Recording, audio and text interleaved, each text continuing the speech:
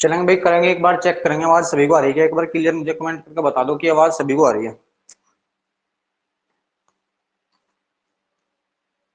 फिर स्टार्ट करेंगे क्लास।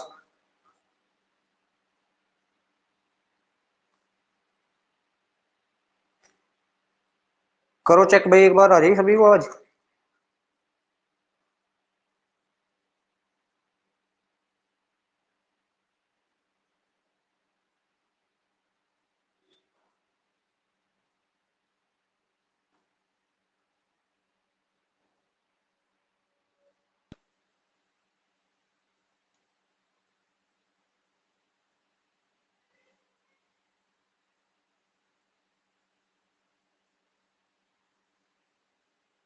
चलेंगे, स्टार्ट करेंगे भाई।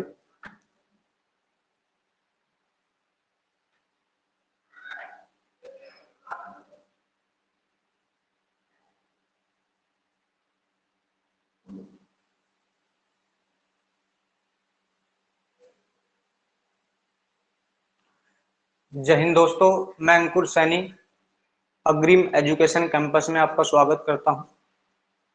कल हमने जो शुरुआत करी थी वो इंडियन ज्योग्राफी की शुरुआत करी थी, और उसमें जो मैंने बात की थी वो ये थी कि हमारी जो भारत है, भारत की राजधानी क्या है। मैंने सभी आर्थिक, राजनीतिक या प्रशासनिक, और उसके बाद मैंने आपका जो विधायिका राजधानी है हमारी, उन सभी के बारे में बात की थी कि हमारी कौन कौन सी राजधानी है। उसके बाद जो हमने बात की थी वो ये देखा था कि भारत का जो अक्षांशीय विस्तार है वो कहाँ तक है, या देशांतरीय विस्तार जो है वो कहाँ तक है। इन सभी के बारे में मैंने बात की थी। उसके बाद आज आगे बढ़ेंगे हम, और आज हम ये देखेंगे कि भारत का जो तटीय क्षेत्र है उसकी लंबाई कितनी है, या भारत का कौन सा राज्य सबसे लंबी तट रेखा बनाता है, कौन सा सबसे छोटी बनाता है। तो उन सभी के बारे में आज हम बात करेंगे और आगे बढ़ेंगे। तो अगर मैं बात करूं भारत की, अगर हम बात करें भारत की ही,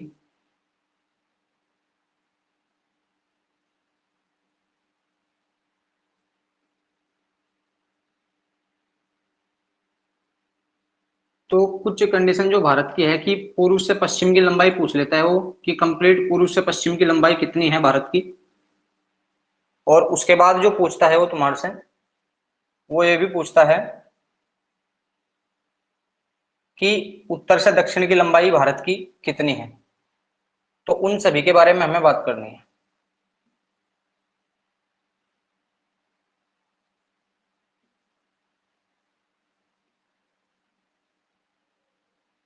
अगर मैं बात करूं कि उत्तर से लेकर दक्षिण तक की जो लंबाई है भारत की, उत्तर से लेकर जो दक्षिण तक की लंबाई है भारत की, वो लंबाई है हमारी 3214 किलोमीटर। उत्तर से लेकर जो दक्षिण तक की लंबाई टोटल भारत की है, उत्तर से दक्षिण तक, वो 3214 किलोमीटर लंबाई है भारत की। उत्तर से लेकर, उत्तर से दक्षिण तक जो कुल लंबाई भारत की है वो कुल लंबाई है 3214 किलोमीटर। कुल लंबाई जो है भारत की वो 3214 किलोमीटर है। अगर उसके बाद में बात करूं कि हम देखते थे पूर्व से पश्चिम या पश्चिम से पूर्व की ओर जो लंबाई है टोटल भारत की, कि पूर्व से पश्चिम, पूर्व से पश्चिम की ओर जो लंबाई है भारत की वो टोटल कितनी है। तो वो जो लंबाई है वो लंबाई है हमारी 2933 किलोमीटर। 2933 किलोमीटर जो है वो हमारी पूर्व से लेकर पश्चिम तक की लंबाई है, या पश्चिम से लेकर पूर्व की लंबाई है। तो ये स्थिति हमारे यहाँ से लेकर यहाँ तक। कल मैंने इसके बारे में बात करी थी कि हमारा जो भारत का सबसे पूर्वी बिंदु है वो है आपका इंदिरा कोल, जो आपका वर्तमान के लद्दाख में स्थित है। पहले जम्मू कश्मीर में हुआ करता था, लेकिन 31 अक्टूबर 2019 से जम्मू कश्मीर को दो वर्गों में विभाजित किया गया है। लद्दाख और जम्मू कश्मीर केंद्र शासित प्रदेश में विभाजित कर दिया गया है। और आज वर्तमान में हमारा जो इंदिरा कोल पड़ता है वो पड़ता है हमारा लद्दाख वाले भाग में। तो वहां से लेकर अगर मैं नीचे तक जाता हूँ, नीचे पड़ता है हमारा तमिलनाडु में कन्याकुमारी। कन्याकुमारी तक जो हमारी लंबाई होती है वो लंबाई हमारी, मैंने बताया आपकी कितनी है, 3214 किलोमीटर है। उसके बाद अगर मैं बात करूं, मैंने बताया था कि जो हमारा पूर्वी क्षेत्र है या फिर हमारा जो पश्चिमी क्षेत्र है, पश्चिमी जो गुजरात में पड़ता है, तो गुजरात में मैंने बताया था कि नारायण सरोवर है या भुज है, सरक्रिक भी कहा जाता है। तो गुजरात वाला ये भाग है। यहाँ से लेकर आप यदि पूर्व में आओगे अरुणाचल प्रदेश में, मैंने बताया था आपका कि लोहित एक जिला पड़ता है और किबुथु नाम का एक पॉइंट है यहाँ पे जो आपका अरुणाचल प्रदेश में। यहाँ से अगर गुजरात से मैं अरुणाचल प्रदेश तक की लंबाई देखता हूँ तो वो है हमारी 2933 किलोमीटर। ये हमारी लंबाई है पूरे भारत की। अगर उसके बाद हम बात करें कि वो क्वेश्चन पूछता है हमारा कि भारत का जो तटीय क्षेत्र है, अगर मैं तटीय क्षेत्र की बात करूं तो तटीय क्षेत्र भारत का ये वाला भाग है जो हमारा गुजरात से शुरू होता है, ये हमारा तटीय क्षेत्र है। और यहाँ से शुरू होने के बाद ये तटीय क्षेत्र हमारा जो जाता है वो पहुंचता है हमारा पश्चिम बंगाल वाले भाग तक। तो अगर मैं बात करूं कि भारत की तटीय क्षेत्र की लंबाई कितनी है, भारत के तटीय क्षेत्र की लंबाई, तटीय क्षेत्र की लंबाई, तटीय क्षेत्र की जो लंबाई है वो कितनी है, तो वो है आपकी 6100 किलोमीटर। 6100 किलोमीटर ये लंबाई है। अगर हम बात करते हैं कि यदि मैं इस तटीय क्षेत्र में जो मैंने 6100 किलोमीटर बताई है, यदि तटीय क्षेत्र जो है हमारा, उस तटीय क्षेत्र में मैं क्या ऐड करता हूं, मैं द्वीपों की लंबाई भी ऐड कर दूं, जो द्वीपों की लंबाई है उस लंबाई को भी ऐड करूं या उसे भी जोड़ दूं, तो जो बैठती है हमारी वो बैठती है 7516 किलोमीटर। 7516 किलोमीटर जो है हमारी वो लंबाई हो जाती है जो द्वीप है हमारे उन्हें मिलाकर। और दूसरा जो मैंने बताया आपका जो हमारा तटीय क्षेत्र है 6100 किलोमीटर, और द्वीपों की लंबाई जो टोटल है हमारी वो बैठ जाती है आपकी 7516 किलोमीटर। उसके बाद अगर मैं बात करूं जो हमारा उत्तरी भारत है, उत्तरी भारत की लंबाई जो है, उत्तरी भारत की जो लंबाई है वो है 15,200 किलोमीटर। 15,200 किलोमीटर उसकी लंबाई है। कहां से, यहां से जो चलते हैं हम, ये मैप है हमारा, ये उत्तरी भारत है ऊपर वाला भाग, यहां से हम चलते हैं ये उत्तरी भारत है। और यदि हम यहां से देखते हैं तो ये लंबाई जो मिलती है हमारी, ये लंबाई हमारी कितनी, 15,200 किलोमीटर। यदि वो ये पूछता है कि सबसे लंबी तट रेखा वाला राज्य कौन सा है, सबसे लंबी, सबसे लंबी तट रेखा वाला राज्य, तट रेखा वाला राज्य, सबसे लंबी तट रेखा वाला राज्य कौन सा है, तो सबसे लंबी तट रेखा वाला जो राज्य है उसका नाम है गुजरात। गुजरात की तट रेखा जो है वो सबसे लंबी है। अगर पूछ ले कि कितने किलोमीटर है, तो 1214.7 भी लगता है, 0.7 किलोमीटर, इतनी उसकी लंबाई है गुजरात की। 1214.7 किलोमीटर गुजरात की लंबाई है तट रेखा किसकी। दूसरी अगर वो पूछता है तुम्हारे से कि सबसे छोटी तट रेखा वाला राज्य कौन सा है, सबसे छोटी तट रेखा वाला राज्य, सबसे छोटी तट रेखा वाला राज्य, तट रेखा वाला राज्य, तो सबसे छोटी तट रेखा वाला जो राज्य है वो है हमारा गोवा। सबसे छोटी तट रेखा वाला जो राज्य है हमारा वो है गोवा। अगर मैं बात करूं तो 101 किलोमीटर के करीब है, 101 किलोमीटर उसकी तट रेखा की लंबाई है। सबसे बड़ी तट रेखा वाला है, सबसे लंबी तट रेखा वाला जो राज्य है उसका नाम है गुजरात, और सबसे छोटी तट रेखा वाला जो राज्य है उसका नाम है गोवा। दो क्वेश्चन और भी है, वो ये भी पूछ सकता है कि सबसे सबसे लंबी, सबसे लंबी तट रेखा वाला, तट रेखा वाला केंद्र शासित प्रदेश, केंद्र शासित प्रदेश, सबसे लंबी तट रेखा वाला केंद्र शासित प्रदेश, तो वो जो है हमारा वो है अंडमान एवं निकोबार। वो है हमारा अंडमान एवं निकोबार जो है वो सबसे लंबी तट रेखा वाला केंद्र शासित प्रदेश है।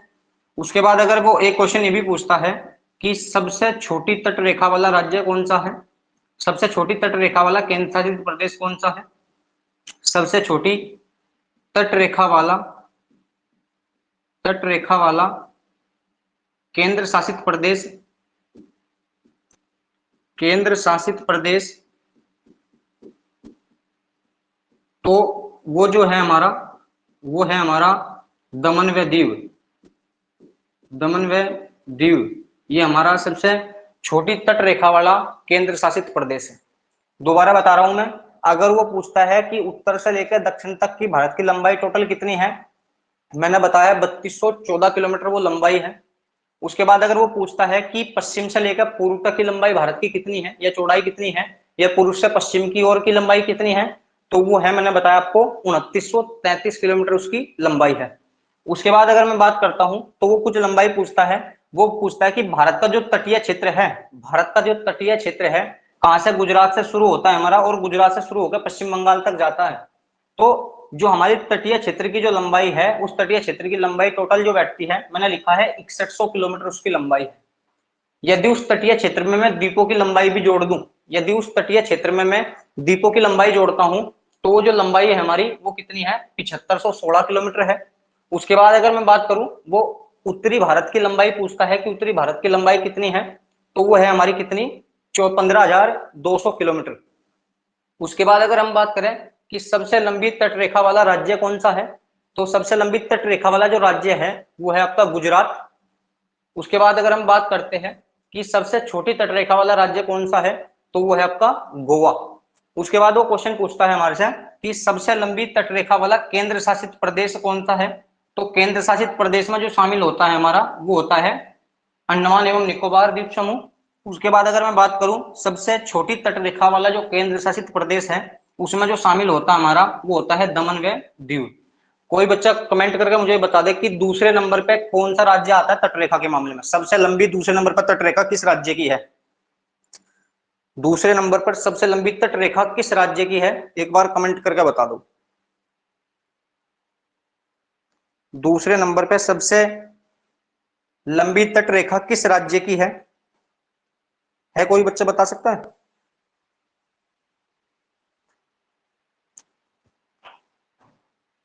सबसे लंबी दूसरे नंबर पर तटरेखा वाला राज्य, एक बच्चे का आंसर आया है और वो आंसर है, अगर मैं बात करूं तो आंध्र प्रदेश दूसरे नंबर पर आता है। आंध्र प्रदेश की सबसे लंबी रेखा है, तटरेखा है दूसरे नंबर पर। तो ये तटरेखा की बात हुई है, जो भारत की तटरेखा है उनके बारे में मैंने बात की है। अगर मैं बात करता हूं कि कितने राज्य तटरेखा निर्मित करते हैं, कितने राज्यों की जो तट है वो समुद्री क्षेत्र से लगते हैं, तो 9 राज्य ऐसे हैं जो हमारे समुद्री क्षेत्र से लगते हैं। अगर हम बात करेंगे कि तटरेखा वाले राज्य कौन कौन से हैं भारत के, तटरेखा वाले राज्य कौन कौन से हैं भारत के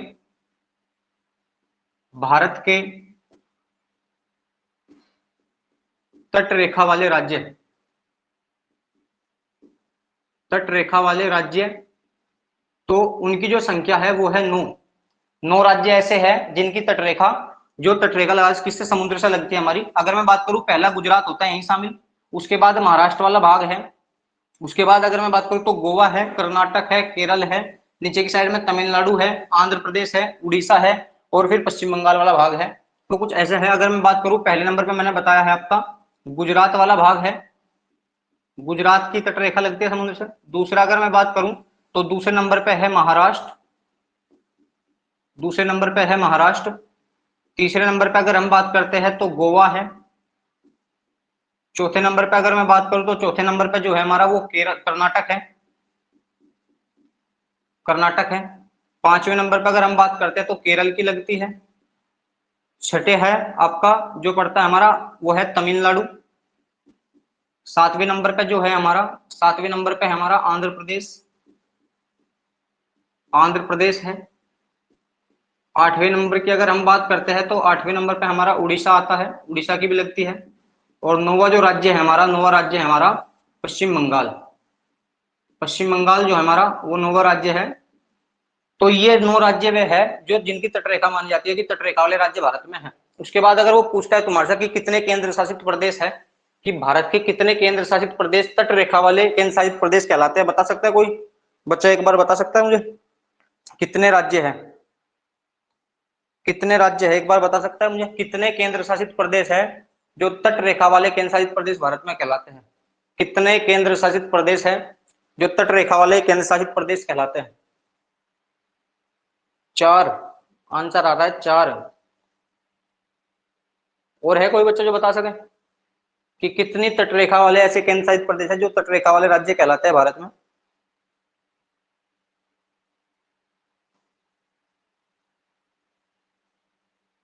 है कोई बच्चा?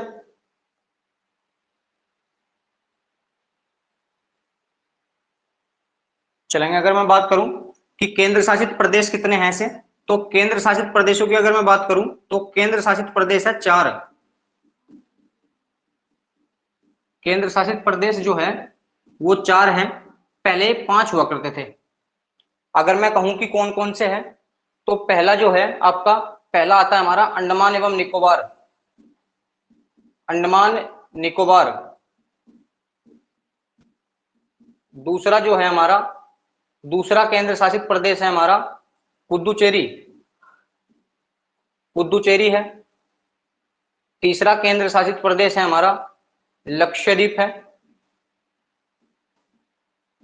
और चौथा जो केंद्र शासित प्रदेश है हमारा वो है दादर व नागर हवेली। दादर व नागर हवेली।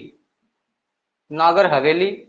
इसके साथ साथ अब जो दमन व दीव है वो पहले अलग केंद्र शासित प्रदेश था, लेकिन अब वो दादर व नगर हवेली के साथ ही क्या कर लिया, मिला लिया गया है। तो दमन व दीव भी इसी के साथ शामिल होता है।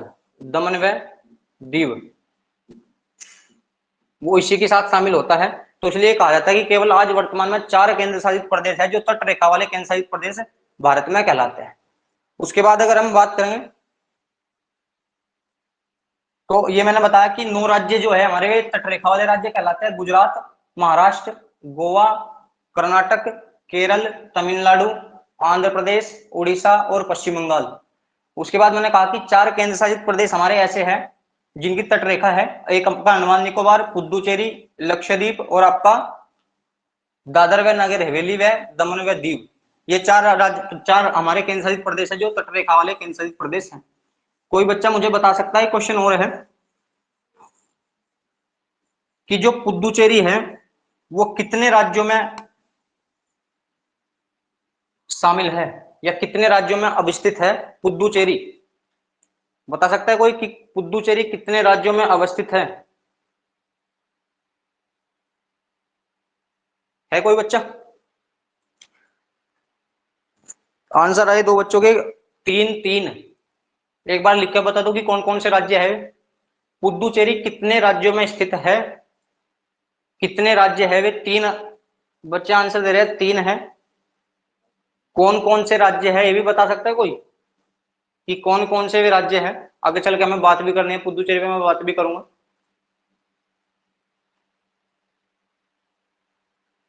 कौन कौन से राज्य है वे जिसमें पुदुचेरी स्थित है?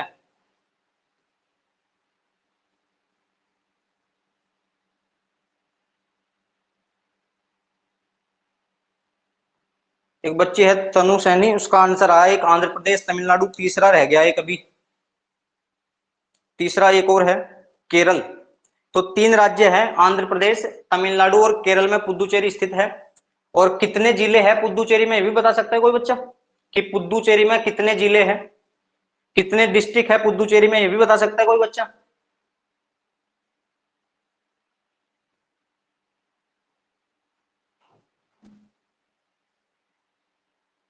बता सकता है कोई बच्चा कि कितने जिले हैं पुदुचेरी में?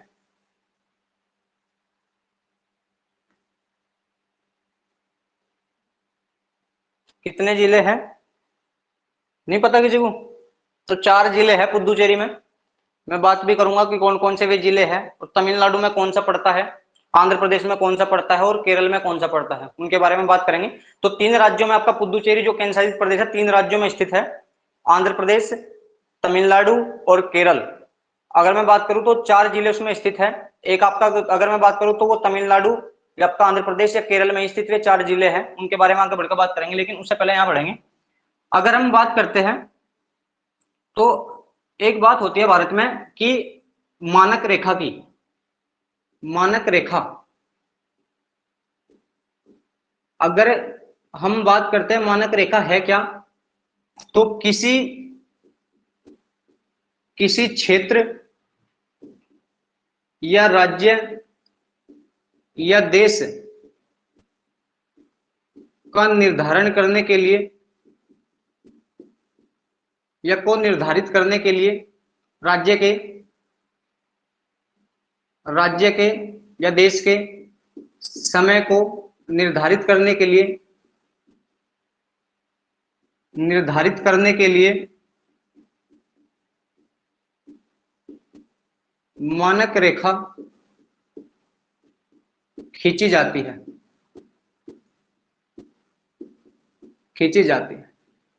अगर मैं बात करूं तो भारत की जो मानक रेखा है, भारत की मानक रेखा जो है, भारत की मानक रेखा जो है वो 82.5 डिग्री देशांतर रेखा है, 82.5 डिग्री देशांतर रेखा, या मैं पूरा लिखूं 82.5 डिग्री पूर्वी देशांतर रेखा है, पूर्वी देशांतर रेखा है, पूर्वी देशांतर रेखा है 82.5 डिग्री। अगर हम बात करें कि कितने राज्यों से होकर ये गुजरती है भारत में, तो ये भारत के 5 राज्यों से होकर गुजरती है, ये भारत के 5 राज्यों से जाती है। इसमें पहला राज्य जो है हमारा वो शामिल होता है उत्तर प्रदेश, दूसरे नंबर पे जो है हमारा वो शामिल होता है मध्य प्रदेश, तीसरे नंबर पे जो शामिल होता है इसमें हमारा वो होता है आपका छत्तीसगढ़, और उसके बाद अगर मैं बात करूं चौथे नंबर पे जो शामिल होता है हमारा वो होता है आपका उड़ीसा, और पांचवा जो राज्य है इसमें हमारा पांचवा राज्य है आंध्र प्रदेश, आंध्र प्रदेश। तो इन 5 राज्यों से होकर गुजरती है हमारी जो मानक रेखा है, इन 5 राज्यों से होकर गुजरती है। पहला उत्तर प्रदेश है, मध्य प्रदेश है, छत्तीसगढ़ है, उड़ीसा है और आपका आंध्र प्रदेश वाला भाग है। तो इन 5 राज्यों से गुजरती है हमारी मानक रेखा। यह 82.5 डिग्री पूर्वी देशांतर जो है हमारी, ये इन 5 राज्यों से होकर गुजरती है। यहां से अगर हम बात करें तो कुछ ऐसा गुजरती है ये रेखा, ये रेखा कुछ यहां से ऐसा गुजरती है, उत्तर प्रदेश, मध्य प्रदेश, छत्तीसगढ़, उड़ीसा और आंध्र प्रदेश ऐसे गुजरती है ये रेखा। अगर मैं बात करूं तो इससे समय निर्धारण कैसा होता है, तो इससे समय निर्धारण ऐसा होता है कि जो 0 डिग्री देशांतर रेखा है, 0 डिग्री देशांतर रेखा जो है वो लंदन से गुजरती है, लंदन या लंदन में पड़ता है ग्रीनविच, लंदन में पड़ता है ग्रीनविच, यहां से गुजरती है 0 डिग्री पूर्वी देशांतर रेखा। और अगर मैं बात करूं कि हम कैसे समय निर्धारित करेंगे इसे 0 डिग्री से लेकर भारत का, तो अगर हम विश्व की बात करते हैं, मैं थोड़ा विश्व की बात करूं कि अगर मैं ये कहूं ये पूरी पृथ्वी, और मैंने ये कह दिया कि 0 डिग्री देशांतर रेखा ये है, यहाँ पे ये है 0 डिग्री देशांतर रेखा। इस साइड में अगर मैं बात करूंगा तो मैं कल भी कह रहा था कि ये पृथ्वी का पूर्वी भाग होता है, और ये भाग जो होता है ये पश्चिमी भाग होता है पृथ्वी का, ये पश्चिमी भाग होता है। तो ये 0 डिग्री देशांतर रेखा है यहाँ पे, और मैंने कहा कि जो भारत से गुजरती है वो यहाँ पे है कहीं ना कहीं, ये है 82.5 डिग्री पूर्वी देशांतर रेखा, 82.5 डिग्री पूर्वी देशांतर जो है वो ये है यहाँ पे। और एक देशांतर बराबर जो होता है हमारा, एक देशांतर बराबर जो होता है हमारा, एक देशांतर बराबर होता है हमारा 4 मिनट, एक देशांतर बराबर होता है हमारा 4 मिनट। अगर मैं बात करूं तो हमारा पूर्वी देशांतर जो है भारत का वो मैंने बताया आपका 82.5 डिग्री है, 82.5 डिग्री है। अगर मैं इसमें मल्टीप्लाई करता हूं 4 मिनट की, तो मेरे पास जो निकल कर आती है वो 330 मिनट आती है, वो 330 मिनट आएगी 4 मिनट से मल्टीप्लाई करने में 82.5 डिग्री में। और अगर मैं इसे घंटों में मुझे क्या करना है, परिवर्तित करना है, चेंज करना है, तो मैं इसे 60 से क्या करता हूं आपका डिवाइड कर दूंगा, तो इससे मेरे सामने जो निकल कर आते हैं वो 5.5 घंटे आते हैं, 5.5 घंटे। अब पूर्वी क्षेत्र में है तो इसका मतलब ये है कि पूर्वी देशांतर है, तो यहां से यदि कोई व्यक्ति इस ओर बढ़ता है तो उसे अपने समय में क्या होता है, बढ़ोतरी करनी पड़ती है। यदि कोई व्यक्ति 0 डिग्री देशांतर से पूर्व की ओर बढ़ता है तो उसे अपने समय में क्या करना पड़ता है, बढ़ोतरी करनी पड़ती है। तो इसका मतलब ये है, अगर हम 5.5 घंटे आगे है कहां से, पूर्वी देश, ये आपका 0 डिग्री देशांतर रेखा से, अगर यहाँ पे दोपहर के 12 बजे है, अगर यहाँ दोपहर के 12 बजे है 0 डिग्री रेखा पे, 0 डिग्री पूर्वी देशांतर रेखा पे या लंदन में, तो भारत में जो बजा होगा, भारत में 5:30 बजे होंगे शाम के, भारत में 5:30 बजे होंगे शाम के। तो भारत का जो समय निर्धारित होता है, वो समय निर्धारित होता है हमारा किससे, वो समय निर्धारित होता है 82.5 पूर्वी देशांतर से। अगर मैं बात करूं, मैंने बता दिया कि 82.5 पूर्वी देशांतर पर स्थित है। एक देशांतर बराबर होती है हमारी 4 मिनट, इसलिए 82.5 में यदि मैं 4 की गुणा करता हूं 330 मिनट आती है, और मैं 60 से भाग देकर 5.5 घंटे निकल जाते हैं हमारे। तो 5.5 घंटे आगे हम किससे, आपका ग्रीनविच से या लंदन से 5.5 घंटे आगे हमें माना जाता है। तो मैं लिख रहा हूं यहीं पे एक बार कि जो भारत है, भारत ग्रीनविच या लंदन से 5.5 घंटे आगे है। भारत ग्रीनविच या फिर मैं कहूं लंदन से 5.5 घंटे आगे है। ठीक है जी, तो पूर्व में स्थित है, पूर्वी देशांतर पर स्थित है, इसलिए 5.5 घंटे आगे है। उसके बाद अगर हम बात करते हैं, एक रेखा गुजरती है हमारे यहाँ से, कर्क रेखा, उसके बारे में मैं बात कर रहा हूं कि वो कर्क रेखा क्या है, कि कर्क रेखा क्या है। अगर हम बात करें कर्क रेखा के बारे में, तो ये पृथ्वी है, ये है हमारी 0 डिग्री रेखा, 0 डिग्री रेखा है हमारी, या इसे ही हम कहते हैं भूमध्य रेखा, भूमध्य रेखा है ये हमारी।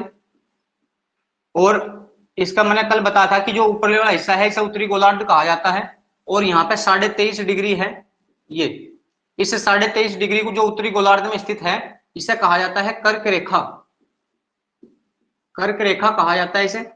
अगर मैं बात करूं तो ये यहाँ पे पड़ता है एक और, ये भी 23.5 डिग्री है, दक्षिणी गोलार्ध में, दक्षिणी गोलार्ध में है। इस रेखा को जो कहा जाता है इसे मकर रेखा कहा जाता है, ये मकर रेखा कहलाती है।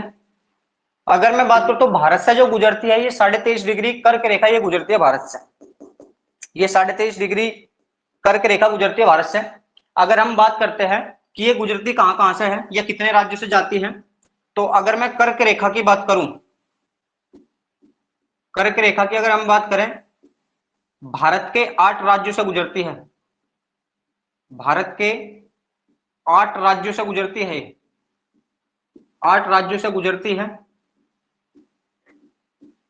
8 राज्यों से गुजरती है। अगर हम बात करें कि 8 राज्य कौन कौन से हैं, तो पहला राज्य जो है हमारा वो है गुजरात, दूसरा जो है हमारा वो है राजस्थान, तीसरा जो राज्य है हमारा वो है मध्य प्रदेश, चौथा जो राज्य है हमारा वो है आपका झारखंड, झारखंड, पांचवा राज्य है हमारा छत्तीसगढ़, छत्तीसगढ़ है। छठा जो राज्य है हमारा, छठा राज्य है हमारा पश्चिम बंगाल, पश्चिम बंगाल। सातवां राज्य है हमारा त्रिपुरा, त्रिपुरा। और आठवां राज्य जो है हमारा वो है आपका मिजोरम, मिजोरम। तो इन 8 राज्यों से होकर हमारी कर्क रेखा गुजरती है। अगर मैं मैप में भी दर्शाऊं कि मैप में कहां है, तो मैप में जो हमारी कर्क रेखा गुजरती है वो कहीं ना कहीं इस क्षेत्र से होकर गुजरती है, यहां से ऐसा होकर गुजरती है कर्क रेखा हमारे 8 राज्यों से यहां से। तो ये 8 राज्य ये पड़ते हैं हमारे यहाँ। बता सकता है कोई बच्चा कि कर्क रेखा सबसे कम लंबाई या कर्क रेखा की सबसे कम लंबाई किस राज्य में है, कर्क रेखा की सबसे कम लंबाई किस राज्य में है?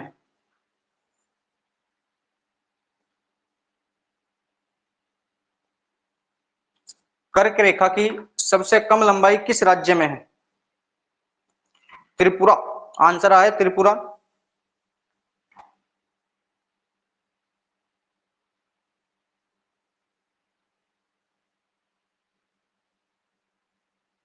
राजस्थान, और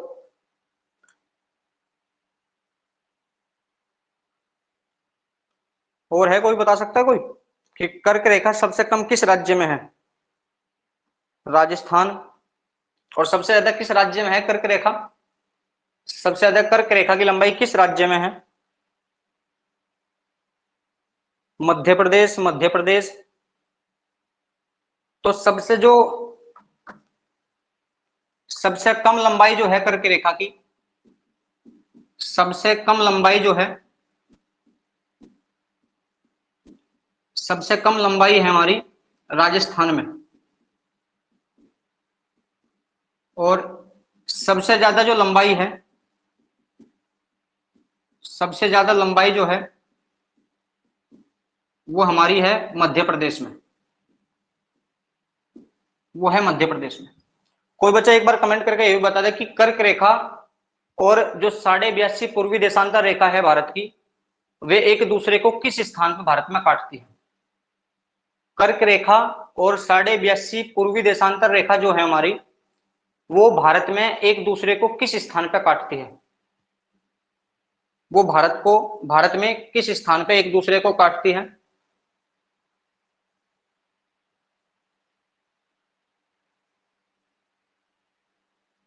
वो भारत में किस स्थान पे एक दूसरे को काटते हैं? तो इसका जो आंसर है वो है जगदीशपुर, पड़ता है छत्तीसगढ़ में, वहां पे काटते हैं। कर्क रेखा और 82.5 पूर्वी देशांतर जो रेखा है ये वाली, ये जो काट रही है एक दूसरे को यहाँ पे, ये पड़ता है जगदीशपुर। जगदीशपुर पड़ता है छत्तीसगढ़ में। छत्तीसगढ़ यहाँ पे एक दूसरे को काटती है ये रेखाएं दोनों। ठीक है। तो मैंने बता दिया 8 राज्यों से होकर गुजरती है। पहला मैंने गुजरात, राजस्थान, मध्य प्रदेश, झारखंड, छत्तीसगढ़, पश्चिम बंगाल, त्रिपुरा और मिजोरम। सबसे कम लंबाई जो है वो राजस्थान में है और सबसे ज्यादा जो लंबाई है वो आपका मध्य प्रदेश में है। एक क्वेश्चन और भी आता है यहां से कि किन दो राज्यों के बीच में कर्क रेखा, किन दो राज्यों के बीच में कर्क रेखा भारत के भौगोलिक क्षेत्र में किसी अन्य देश में चली जाती है? किन दो राज्यों के बीच में कर्क रेखा भारत के भौगोलिक क्षेत्र में या भारतीय उपमहाद्वीप क्षेत्र में किस अन्य देश में चली जाती है कोई बच्चा कमेंट करके बता दे जो मुझे कि भारत के उपमहाद्वीपीय क्षेत्र में, भारत के उपमहाद्वीपीय क्षेत्र में भारत के दो राज्यों के बीच कर्क रेखा किसी अन्य देश में चली जाती है, किसी अन्य देश में चली जाती है। तो वे दो राज्य हमारे, एक का नाम है त्रिपुरा और एक का नाम है पश्चिम बंगाल। त्रिपुरा और पश्चिम बंगाल जो राज्य है उनके बीच में पड़ता है आपका बांग्लादेश। तो त्रिपुरा और पश्चिम बंगाल के बीच में बांग्लादेश है, तो बांग्लादेश में चली जाती है ये कर्क रेखा। तो ध्यान रखना भारतीय उपमहाद्वीपीय क्षेत्र में त्रिपुरा और पश्चिम बंगाल राज्यों के बीच कर्क रेखा जो है आपको पश्चिम बंगाल या बांग्लादेश में चली जाती है, बांग्लादेश में चली जाती है। तो ये हमारी कर्क रेखा है जो 8 राज्यों से हमारी गुजर रही है। और एक दूसरे को अगर मैं बता रहा हूँ काटती कहाँ है आपका, जगदीशपुर में काटते हैं, छत्तीसगढ़ में। सबसे अधिक लंबाई मैंने बता दिया कि सबसे अधिक लंबाई जो है इसकी राजस्थान में है, और सबसे कम लंबाई जो है आपकी राजस्थान में, सबसे ज्यादा लंबाई जो है आपकी वो मध्य प्रदेश राज्य में है। तो यहां तक ये कर्क रेखा और मानक रेखा भारत की थी। उसके बाद आगे बढ़ेंगे।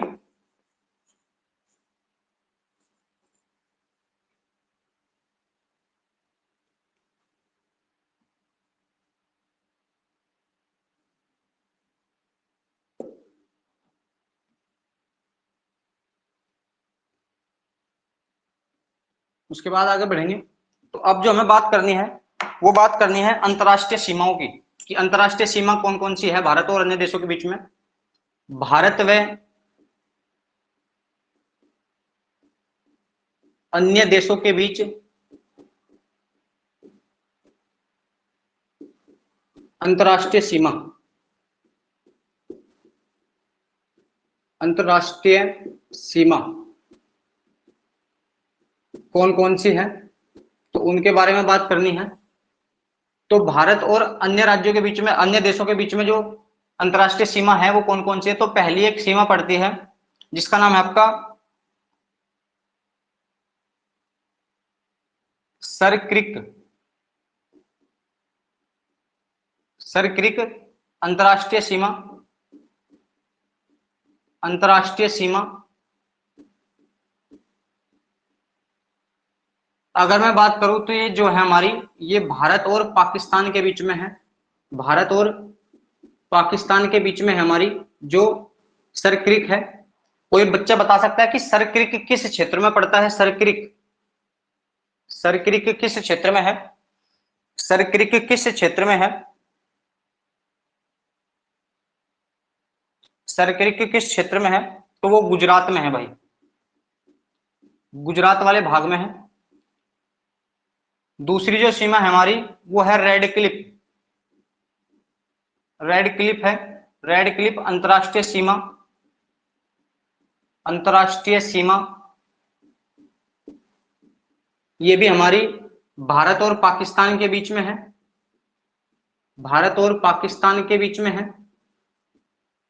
उसके बाद अगर मैं बात करूं, तीसरी जो सीमा है हमारी वो है मैकमोहन, मैकमोहन अंतरराष्ट्रीय सीमा, अंतरराष्ट्रीय सीमा, अंतरराष्ट्रीय सीमा। ये जो है हमारी, ये किसके बीच में है? भारत और चीन के बीच में हमारी ये सीमा। उसके बाद है अगर मैं बात करूं, उसके बाद अगर मैं बात करूं, एक है ड्यूरंड रेखा, ड्यूरंड रेखा। आज वर्तमान में जो पड़ती है ड्यूरंड रेखा, वो पड़ती है पाकिस्तान और बांग्लादेश के बीच में। अगर मैं भारत की आजादी से पहले की बात करूं तो ये भारत और अफगानिस्तान के बीच में हुआ करती थी, लेकिन आज वर्तमान में किसके बीच में है? भारत और वो पाकिस्तान और आपका अफगानिस्तान के बीच में है। आज वर्तमान में ये है आपका पाकिस्तान और अफगानिस्तान के बीच में है, पाकिस्तान और अफगानिस्तान के बीच में है हमारी ड्यूरंड रेखा। उसके बाद अगर मैं बात करूं, एक रेखा और है हमारी जो हमारी कहलाती है जीरो डैश रेखा, जीरो डैश रेखा, जीरो डैश रेखा। ये जो रेखा है हमारी, ये भारत और बांग्लादेश के बीच में है, भारत व बांग्लादेश के बीच में है, भारत और बांग्लादेश के बीच में है। कोई बता सकता है कि मैकमोहन जो रेखा है, मैकमोहन जो रेखा है वो भारत के किस राज्य में चीन से सीमा बनाती है? भारत के किस राज्य में चीन से सीमा बनाती है? भारत के किस राज्य में चीन से सीमा बनाती है? मैकमोहन रेखा भारत के किस राज्य में चीन से सीमा बनाती है? मैकमोहन रेखा भारत के किस राज्य में चीन से सीमा बनाती है? बता सकता है कोई? भारत के किस राज्य में चीन से सीमा बनाती है मैकमोहन?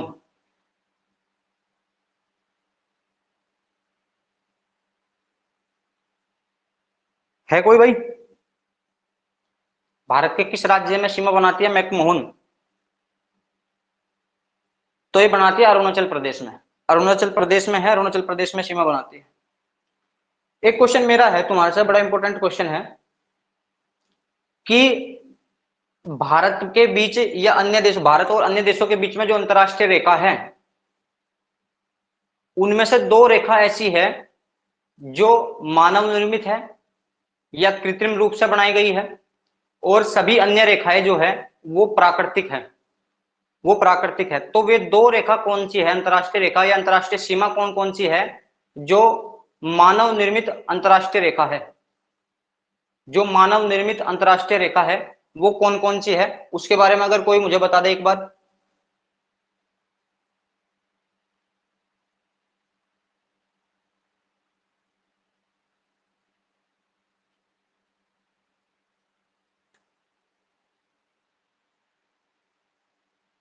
दो ऐसी कौन सी अंतरराष्ट्रीय सीमा रेखा है या अंतरराष्ट्रीय रेखा है भारत और अन्य देशों के बीच में जो मानव निर्मित है, जो मानव निर्मित है,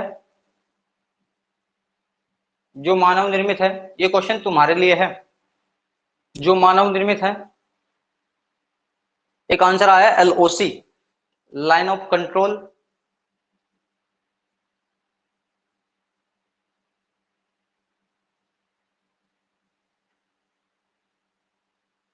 एलओसी आया है, लाइन ऑफ कंट्रोल। ऐसे तो एलएसी भी हो जाएगा, लाइन ऑफ एक्चुअल कंट्रोल, ये भी हो सकता है, वो भी मानव निर्मित है।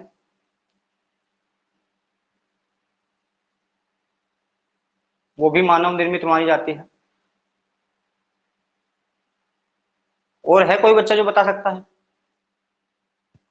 कि मानव निर्मित रेखा कौन सी है?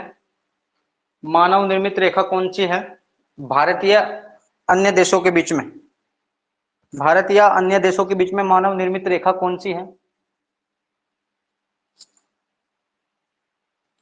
तो वो रेखा है हमारी जो भारत और बांग्लादेश के बीच में है वो, और जो हमारी एक रेड क्लिप है ये दो रेखा ऐसी मानी जाती है जो मानव निर्मित है। जो मानव निर्मित रेखा है ये दो रेखा है, रेड क्लिप और जीरो डैश रेखा, जो भारत और बांग्लादेश के बीच में है। ठीक है, ये दो अंतरराष्ट्रीय रेखा है जो मानव निर्मित मानी जाती है, ये स्थिति है। अगर एलएसी और एलओसी के बारे में बात करें तो वो युद्ध के आधार पर निर्धारित की गई है बाद में, लेकिन ये दोनों मानव निर्मित है कि जब हमारा विभाजन हुआ, जब आजाद हुए 1971 में, अगर मैं बात करूं तो बांग्लादेश का निर्माण हुआ है तो तब भारत से अलग किया गया है इसे, तो तब निर्मित की गई है। रेड क्लिप 1947 में जब भारत और पाकिस्तान का विभाजन हुआ है तो तब बनाई गई थी इसे। तो ये भी और ये भी दोनों मानव निर्मित मानी जाती है। तो आज मैंने जो बात की है वो बात की भारत के तटीय क्षेत्र के बारे में, या भारत का जो उत्तरी क्षेत्र है उसकी लंबाई के बारे में बात की है। कौन कौन से राज्य तट रेखा या तट सीमा बनाते हैं, कौन से केंद्र शासित प्रदेश तट सीमाएं बनाते हैं। उसके बाद हमने जो बात की है वो मानक रेखा के बारे में बात की है। उसके बाद मैंने कर्क रेखा के बारे में बात की है कि कितने राज्यों से कर्क रेखा गुजरती है, 5 राज्यों से गुजरती है हमारे। और जो हमारी आपका कर्क रेखा जो है हमारी वो आपका 9 राज्यों से गुजरती है, और जो मानक रेखा हमारी वो 5 राज्यों से होकर गुजरती है। उसके बाद अगर मैं बात करूं, उसके बाद जो हमने बात की है, उसके बाद हमने बात किया कि अंतरराष्ट्रीय सीमा कौन कौन सी है भारत और अन्य देशों के बीच में। अभी मैंने कोई ये बात नहीं की कि भारत से कौन कौन से देश सीमा बनाते हैं, या मैं अगर बात करूं कि कौन कौन से राज्यों के साथ अंतरराष्ट्रीय देश जो है हमारे, या देश जो है उनकी सीमाएं राज्यों के साथ भारत के लगती है। ये सभी आगे का टॉपिक है। आज मैं इतना ही रखूंगा, इससे आगे कल बढ़ेंगे हम। थोड़ा थोड़ा सा मैं प्रोग्रेस कर रहा, अभी बोर्ड पर सही लाइट नहीं है, 1-2 दिन के बाद और ठीक हो जाएगा। तो कल मिलेंगे। धन्यवाद आप सभी का।